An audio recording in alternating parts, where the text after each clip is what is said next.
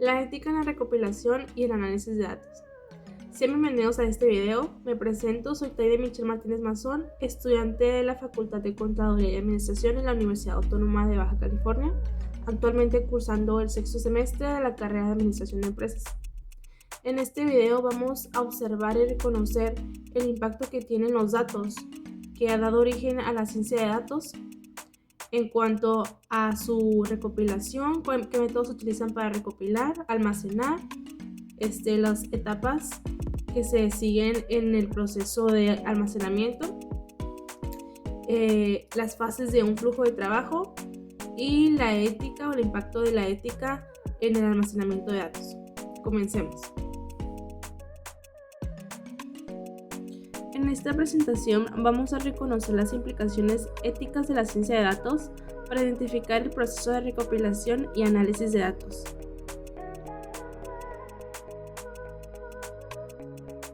Existen distintos tipos de datos.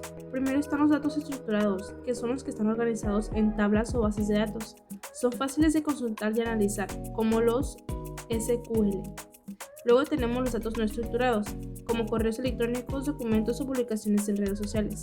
Estos siguen un formato fijo y requieren técnicas más avanzadas para analizarlos.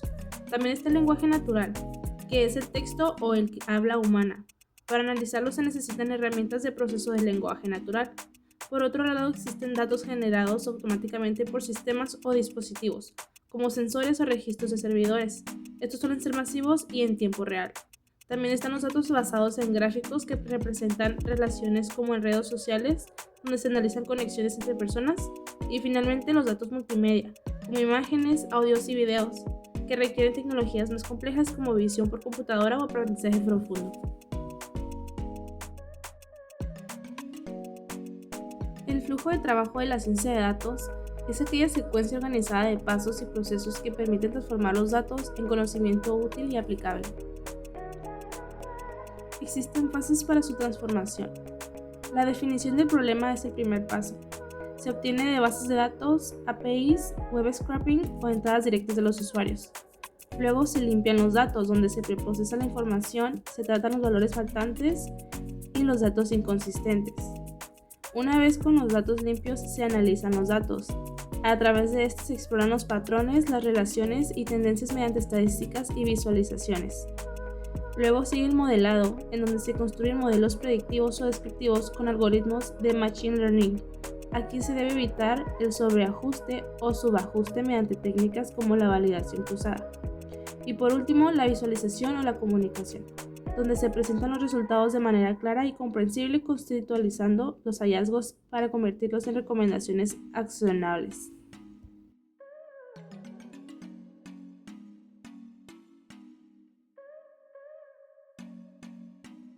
Las etapas principales incluyen, primero, la recopilación de datos, donde se obtienen datos de fuentes confiables.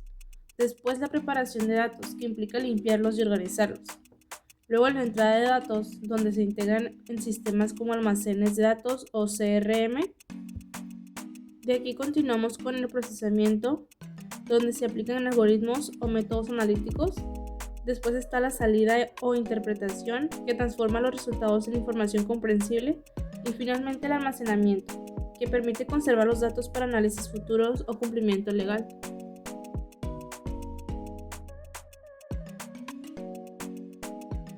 Existen diferentes técnicas. Las más comunes son las encuestas, que permiten recopilar información estructurada de muchas personas. También están las entrevistas, que permiten profundizar más la información. La observación, que consiste en analizar comportamientos en tiempo real.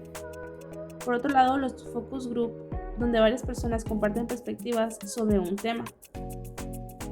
Otro método es el seguimiento transaccional. Aquí se registran las compras o acciones de los usuarios.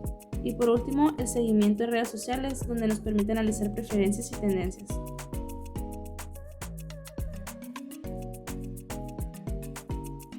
Los datos pueden encontrarse en diferentes formatos. Por ejemplo, el CSV o el TSV son archivos de texto con datos tabulares.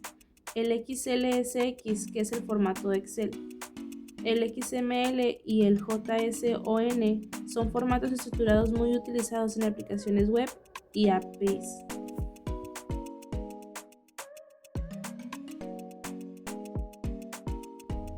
Los datos se pueden almacenar de manera física o virtual, en dispositivos como discos duros o cintas magnéticas, en memoria RAM, que es más rápida pero temporal, o en la nube, que es más flexible y escalable. También pueden almacenarse en bases de datos en línea o en data warehouses, que integran grandes volúmenes de datos históricos. Los aspectos éticos que debemos considerar al momento de almacenar datos es primero la calidad y precisión de los datos. Si los datos están sesgados o mal interpretados, las decisiones también lo estarán. Segundo, la seguridad y protección de la información. No basta con cumplir la ley. Las organizaciones deben integrar principios éticos en todo el proceso.